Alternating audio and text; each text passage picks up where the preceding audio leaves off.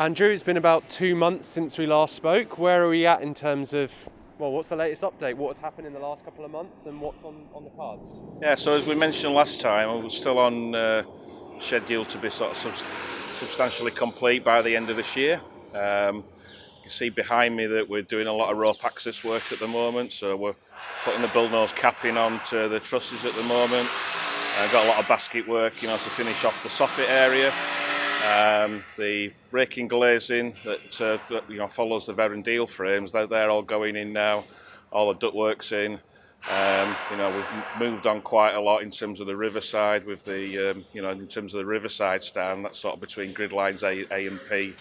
So that's basically in essence completed now with the snagging process and handover process with the client team and the client sort of technical advisors. That's well underway now, and we're going through floor by floor.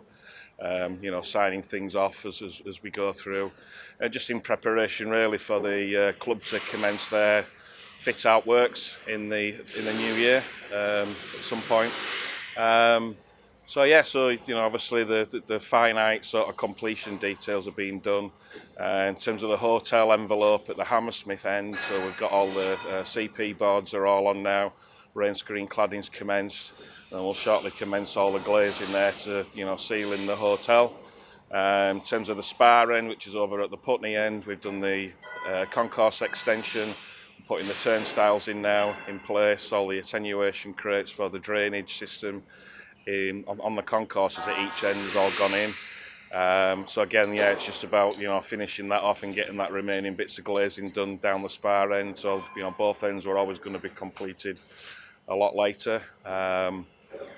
So it's just the team really are trying to get as much as we can do. Obviously we're making benefit of the current weather that we've had, which is unusual for November and December. Things are going really well, and we're on schedule to finish as we spoke about last time.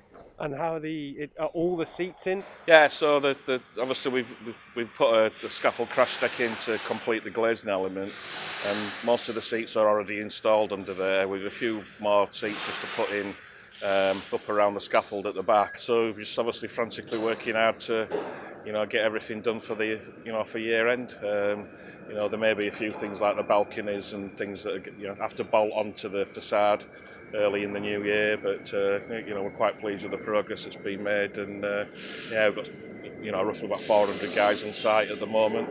So the numbers are there, and everybody's working hard for the club to get everything done and get away at towards the year end. So externally we can see the work. If there's a fans walking along the other side of the river, they can see stuff. How's it going internally? I mean, you might have already touched upon it. Well, in essence, as we spoke about before, our package is for the shell really. So we've done all the base build MEP, so that's all the mechanical and electrical works that are required to allow the stadium to function. The club have got some quite exciting plans about fitting out, and that's taken some time really to develop that. And they're due to start that in the new year. I don't really want to disclose those plans really just yet until the club are ready to do so.